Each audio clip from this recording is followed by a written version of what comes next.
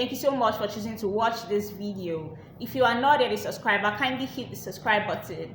My name is Fisayo and in this video I'm going to be talking about how to book more clients without being pushy. So we are basically going to be talking about how to close sales in your online business without being pushy or without being salesy. My first rodeo to selling started on Gigi. So I was trying to sell a slippers to a customer and I completely bombed it. She had indicated interest in the product, in the slippers I was going to sell, and we exchanged phone numbers, started to chat on WhatsApp. So I started to call her, I started to send her messages online, and she wouldn't reply me quickly. So at that time, I didn't know she was doing a 9 to 5. So she was always very busy. She worked on the island. So she would go very early in the morning, come back at night. It is in the night that she will respond to my messages. So I was always calling, always sending messages. She was not chatting me up. I was so over her, like I was always pushing, trying to call her. So one day, she finally responded to me during the day, and she told me when she gets back, we would, I'll come over to her place to drop the stuff. So she didn't call me at all throughout. Then the next day, as early as 7 a.m., I can never forget, I called her up and said I'll be bringing the slippers to her house now. She sent me her address now. And she was really shocked. She was really surprised. And she responded, she said, that's too early now. I'm going to be at work at that time. And when she said, I was really embarrassed. And ladies and gentlemen, that was how I lost the sale. She stopped calling. In fact, she blocked me on WhatsApp.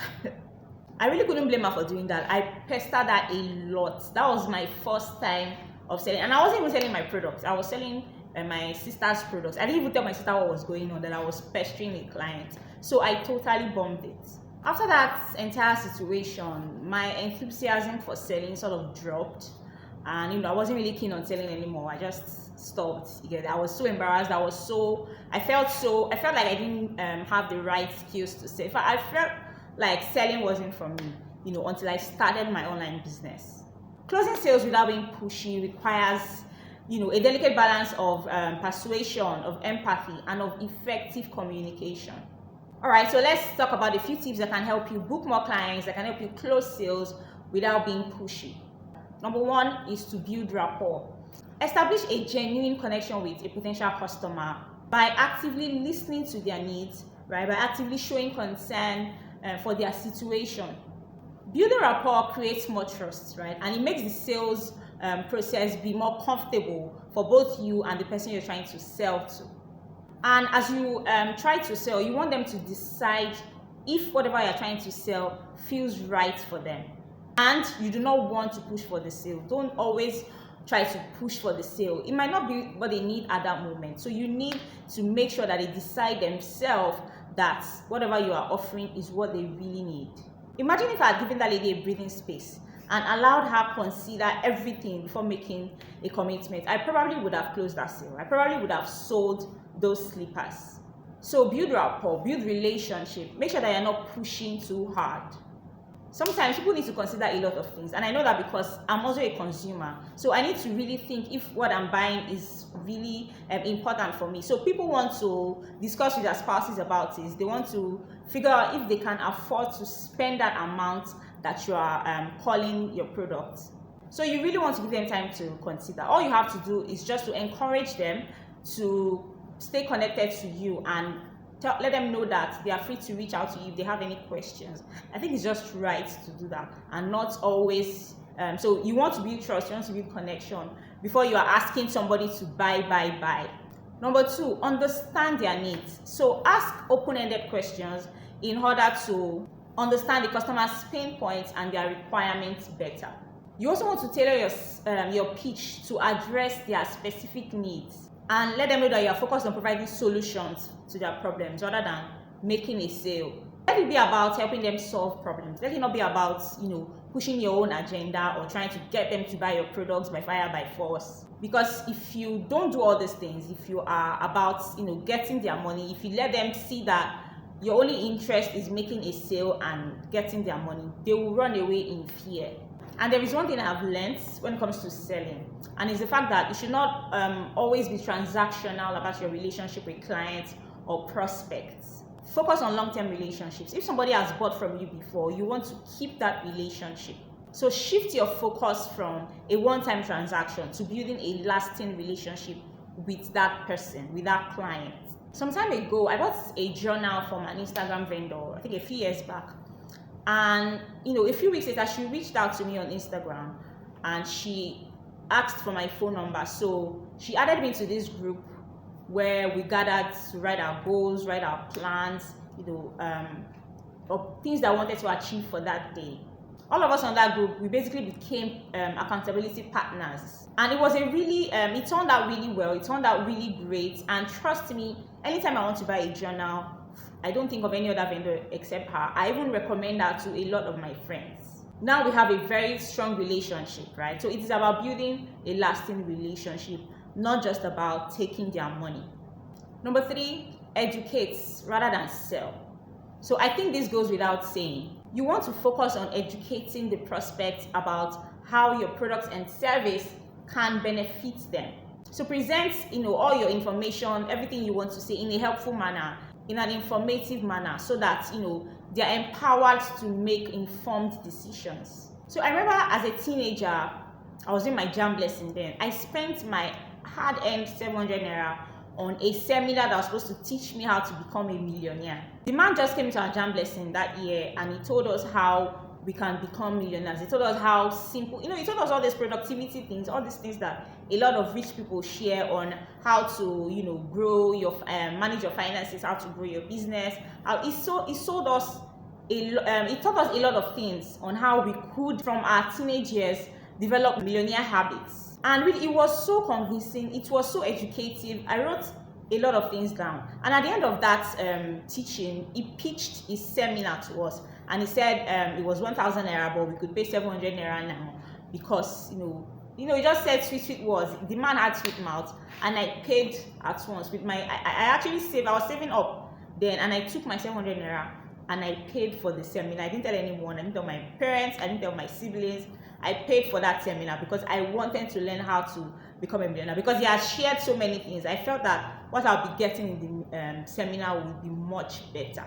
Eventually, the seminar was not, we eventually found out that it was just, duping people, you get, but it worked. So if bogus people like that can do that, can educate before they sell, what is stopping you and I, who are the genuine business people on social media? Number 4, highlight benefits and value. Also, this one goes without saying. In fact, this one is so popular. We've been taught so many times in copywriting classes that we should not talk about the features of our products, rather the benefits. So you want to talk about how your offering will, add to the lifespan or business span or whatever span of your customer. You want to talk about how your product or your service will bring value to that customer's life or that customer's business or that customer's health or that customer's image, whatever it is that you are selling. This is because people are more likely to buy when they can see the real benefits that the offering will provide. So that was why I paid for that 700 naira course, because I thought that being a millionaire at 16, at 17 was a huge thing. So the benefits is really important. It's really important that you let people know what they will be benefiting from what you are selling. If possible, present many options so that the customer can choose the one that best fits their pocket, that best fits their life, that best fits their budget. One thing I've learned about this approach is that it gives that customer a sense of involvement. It gives them a sense of control. So if you give them many options, they can decide for themselves what they want to choose. So that way it's better than you throwing something at them and allowing them to just pay up immediately. You also want to overcome any objections that the customers might have with empathy. If the customer raises any concerns, if they raise any objections, acknowledge their feelings with empathy. Acknowledge the objections with empathy. When you address their objections with empathy, when you are transparent about your response to their objections, you ease their worry. You make it easy for them to make the required decision. Number 5 is to use social proof. You want to share case studies, positive reviews of other people who have worked with you to encourage the prospects to make a positive decision. So it's about demonstrating the positive experiences that other people have had by working with you, by buying from you. Social proof can build credibility, can build confidence in your offerings. Another thing is that you could do is to, without being aggressive, create a sense of urgency. That thing as well, it works for me as well. When I see something that I've been postponing and then I see that the limited time available, I go for it, I buy it immediately. So you want to also do that to increase the number of sales that you get. So I like limited time offers, I like promotions, let people know that the product's availability time is limited and you can get them flocking to your sales page. So when your sense of urgency is subtle, you can encourage the customer to make a decision without feeling pressured. And don't forget that that's what we want to achieve. We want to sell without pressurizing our prospects. And number 6, last but not the least, is to follow up appropriately. If the customer is not ready to make purchasing decisions immediately, then respect their timeline, respect their decision, respect their preferences. Send a follow-up message, or you can call them at an time. So what I say is, when they are not interested right now, I just ask that, okay, when would you like me to follow up with you? Or should I call you in 2 weeks time? I do that a lot, and I've learned that they will always say yes because they just want you to go at that time. So they'll say yes. So then you can call them up at that stipulated time. The secret to doing this right is to accept whatever outcome that you get. So if they're saying yes, fine. If they're saying no, fine and good. So you need to accept that it is not every sales call or every discovery call that will end in a sale. In fact, it's not every what's it called? Whenever they send you a message, it's not every message, every inquiry message that will end in you sending your account number. They might ask for your account number and they might not send anything immediately, but you need to detach yourself from the outcome. No matter what happens, no matter the number of people that say no, just continue to show up, continue to refine your offerings, and believe that the right clients will come looking for you. Okay, so in conclusion, generally, you need to remember that closing a sale or booking a client is all about guiding a customer through the buying process while respecting their needs and respecting their preferences, respecting their decisions, respecting their expectations as well. So if you can do this, you will achieve better sales results and you will also maintain positive relationships with your clients. So that is all on this video. If you've loved it, give it a thumbs up. If you love it as well, subscribe to this channel. Don't forget to follow me on Instagram at Fisayo 1. I will see you in the next video.